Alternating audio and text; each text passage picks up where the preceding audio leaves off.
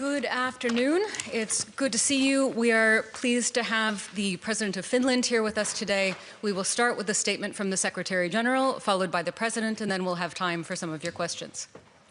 Okay, thank you all for being here. And President Stubb, dear Alex, welcome back to NATO headquarters.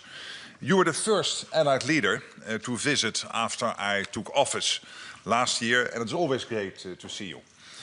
Finland is a valued ally. Your membership strengthens NATO's deterrence and defense. And Finland can count on your NATO allies to stand beside you. Finland has always recognized the importance of security, and you know what it takes to deliver it. You spent over 2.4% of GDP on defense last year and will spend over 2.7% this year. And together with Sweden, you are establishing a new NATO forward land force in Finland that will further reinforce NATO's posture.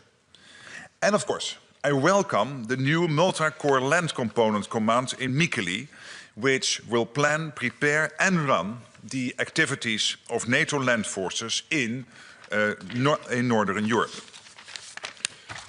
Finland contributes to air policing over Iceland this February and Romania last year. And most recently, you deployed a counter-drone detachment in support of Denmark. You also contribute to Baltic Sentry, which we launched in January in Helsinki to address threats to our critical undersea infrastructure. This effort has been remarkably effective, and it is a valuable complement to the work that Finland and other allies around the Baltic undertake in their national capacities. Finnish expertise in the High North is crucial. Last week, the Deputy Secretary General joined the first Arctic Space Forum in Helsinki to advance work on space-based capabilities and strengthen deterrence, resilience and situational awareness in the Arctic. Russia continues to wage a war of aggression against Ukraine. Ukraine continues to defend itself with courage.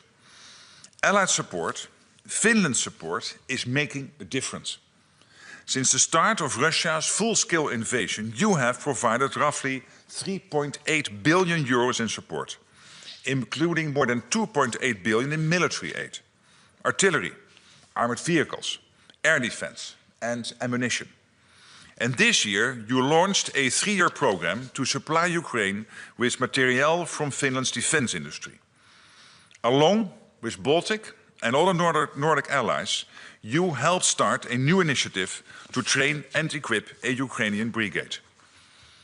And you recently committed 100 million euros to the prioritized Ukraine requirement list, PEARL, enabling the delivery of urgently needed military equipment from the United States to Ukraine. Economic pressure also matters. The latest European sanctions, along with US and UK measures against Russia's largest oil companies, will further constrain the Kremlin's war machine.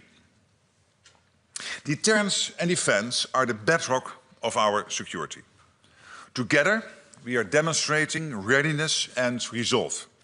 We are making sure that more capabilities are available whenever and wherever needed, on land, at sea and in the air. And we are working with industry to secure the technology, systems and ammunition required to defend every inch of Allied territory. Our priorities are clear: to deliver on Allied defense spending, to boost defense industrial capacity and to maintain our unwavering support to Ukraine. So Alex, thank you for your friendship, your leadership and for Finland's steadfast commitment to our common security. The floor is yours. Thank you very much, Mark. Always nice to be here, albeit I think we message or call each other quite a few times a week, but it's always good to see you live. Today we focused on two things. The first one was how to support Ukraine in defense of Russia's war of aggression. And the second one was how to strengthen our defense and deterrence of the alliance. Of course, Russia continues to bomb civilian infrastructure and civilians and shows absolutely no signs of real willingness to come to the negotiating table.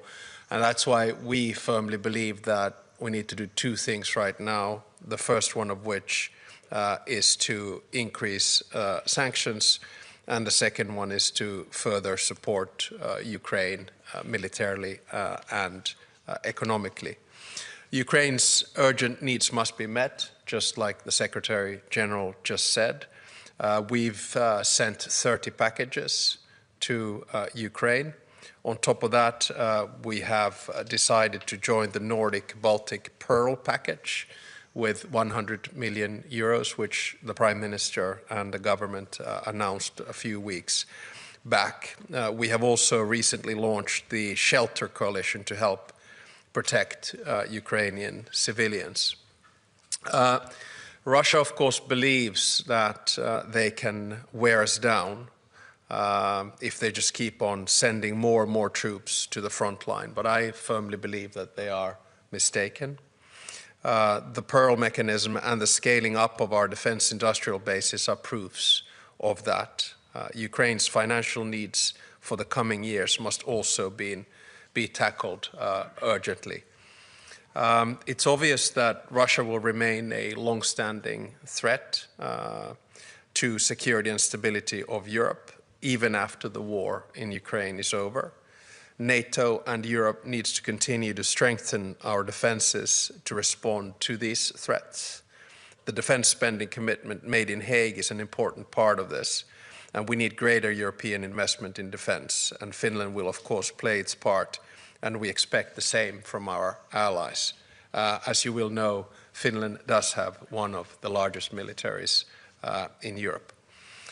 Lately, Russia has tested the alliances and the EU's unity and resolve by using means of hybrid warfare. We need to strengthen our societies and capabilities, but also keep our cool heads. Acting united, we can do this. And if I may humbly recommend that we all react to these things in the Finnish way, which means not only cool heads, but also sisu, which is grit and perseverance. So you don't need to overreact to anything that happens, because this is unfortunately the new normal, and what Russia is trying to do is to destabilize our societies through information and other campaigns. And as the Secretary General mentioned, our integration to NATO is moving ahead according to plans, including the Land Component Command, which I visited in Mikkeli only a few weeks back, met some of the new staff from, for instance, Denmark and the United Kingdom there. And we also have started work on building FLF Finland, and the work continues as planned. We will continue to contribute to the implementation of NATO's deterrence and defense in the North. Always nice to see you. Thank you very much. All right, we'll start with some questions. The second row here, Ilta Sanomat. Thank you. First, Mr. Secretary General, an explosion of some kind destroyed a railway track in Poland on Sunday. According to Poland, it was an act of sabotage. What is known about this, and was it sabotage? And secondly, our president, you said in the spring that we should mentally prepare for the fact that relations with Russia will be opened at some point. When could this become relevant, and has Russia given any signals regarding this? Thank you. On your first question, let me say that, of course, we are in close contact with the Polish authorities, NATO, Poland, intensely in contact on this. And, of course, we now have to await the outcome of the investigation. On your questions on when to open the contacts, I think in diplomacy, timing is always of essence. Right now, the time is to increase the pressure on Russia, both militarily and financially. Usually, I'm a realistic optimist, but to be quite honest, I don't see an end to this conflict this year. The earliest we can get into the negotiating table would be sometime in February, March, but that is for President Zelensky to decide. As far as contacts from European leaders is concerned, there should be no solo acts. That is exactly what Russia is trying to do. So if one European leader were to be in contact, with his or her Russian counterpart, it would have to be closely coordinated. Okay, we'll go to the second row, Reuters. Thank you so much, Lily Bayer from Reuters. I have a question for each of you. Secretary General, over the past weeks, we've seen quite a few drone incidents in Belgium over airports, over sensitive installations. Is NATO providing any support to Belgium with these drone incidents?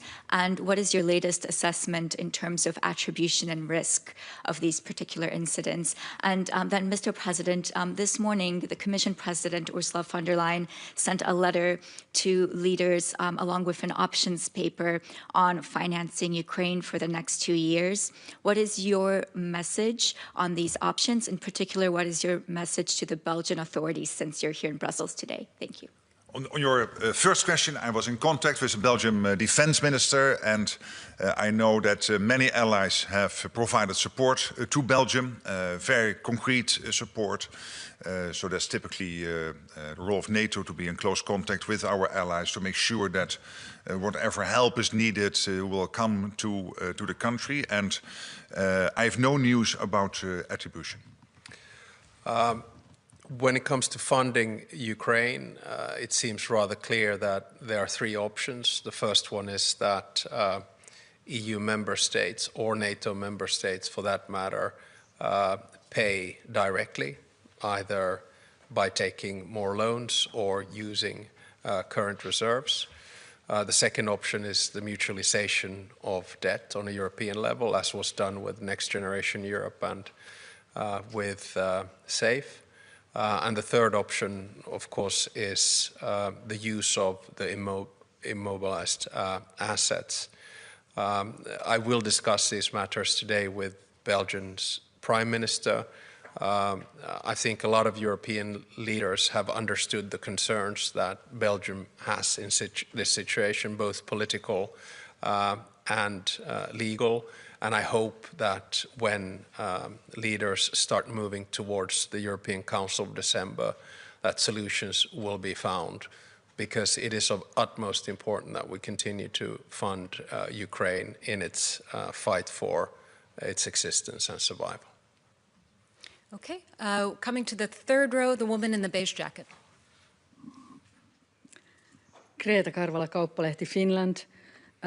What is the most important military action Finland should take when the United States reduces its presence in Europe? And this question is for both of you. Well, I think we will see a reassessment of the US troop posture in Europe. At this stage, I'm not excessively concerned. We'll have to wait for both the national security strategy of the US and their national defense strategy. I think it's in the interest of all of us that the United States retains a foothold in Europe, and I don't see any signs of radical changes on that front, but perhaps the Secretary General of NATO knows better. No, I completely agree with that reaction. What we also see is Europe stepping up. We have the NATO summit, where European and Canadian NATO allies committed to the 5% defense spending, including 3.5% on core defense, which equalizes defense spending now all over NATO with what the US is spending.